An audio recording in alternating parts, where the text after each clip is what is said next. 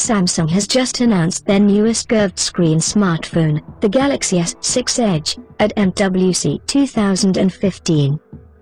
This device launched alongside its standard screened counterpart, the Galaxy S6. While the two devices feature very similar specifications, there are some notable changes made with the Edge. What new features does this new phone bring to the table? Are the enhancements merely gimmicks, or are they truly innovations? We'll find that out, and more, in our hands-on and first impressions of the Samsung Galaxy S6 Edge. Since Samsung went all out on build quality this year, users will have to make a few other compromises with this handset. For starters, the back isn't replaceable, so you won't be able to switch out the battery when it runs out. Additionally, Samsung didn't make room for micro SD card expansion either. These are two main features that normally set Samsung apart from the competition, so Samsung diehards will likely not take this change very well. Fans of the waterproof design from the GS5 should also note that this doesn't make a return for the Galaxy S6 or S6 Edge. Edgy is a spot-on word that can describe Samsung's intentions at the moment. Quite literally, the Samsung Galaxy Note Edge showed to us that the Korean company can be quite unconventional, going outside the norm to spur attention and interest. Well, they're doing exactly the same thing during Mobile World Congress 2015, as the Samsung Galaxy S6 Edge is an alternative option to Sammy's flagship model in the traditional Galaxy S6. Rather than just offering one curved edge, the Samsung Galaxy S6 Edge opts to favor a more uniform approach by curving both sides of the display. Seriously, though, there's more to it than just that, as the phone by and large is a huge overhaul from past Galaxy smartphones. With the unveiling and announcement of this alternative model, it goes to show that Samsung is serious about maintaining its position in the space as a relevant player. Save for the edges, things are mostly identical between the S6 and the S6 Edge.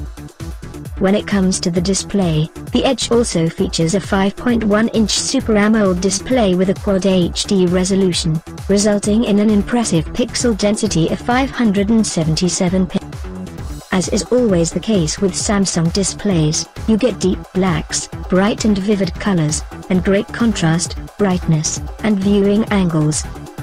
If things aren't to your liking, there are quite a few display modes to choose from to cater the experience to what suits you. Again, like the S6, the Edge iteration also packs an Exynos 7420 processor backed by 3GB of RAM. Samsung flagships are always on the cutting edge when it comes to power, and things are no different this time around. Along with an improved experience on the software side of things, performance should be of no issue for this smartphone. You'll also now have the option in choosing between 32, 64 or 128 GB of onboard storage, but as mentioned, it is not expandable any further. Although, it's nice to see Samsung ditch the 16 GB baseline option to accommodate for removal of expandable memory. In the very short time of checking out the Samsung Galaxy S6 Edge, we're blown away by how drastically different it is from all the other smartphones Samsung has manufactured thus far. The Galaxy S6 Edge is a darling in the space with its unique dual-edge screen, one that positively affects the aesthetics of the phone more than its functionality. In the same manner, Samsung doesn't skimp out on the specs of the phone either, since it's one beast of a thing that won't disappoint. Even though they've toned down the software features of TouchWiz, it still lays claim to an abundant set of hardware features, like its ear blaster, fingerprint sensor, and heart rate sensor. Ultimately, though, it's the stark change to the phone's design that makes it so impressive and surprising at the same time.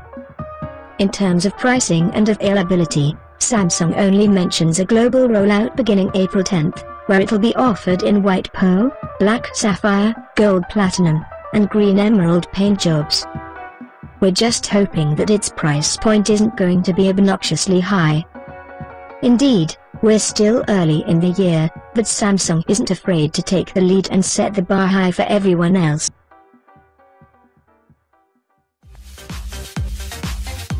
Thanks for watching Phone Frog.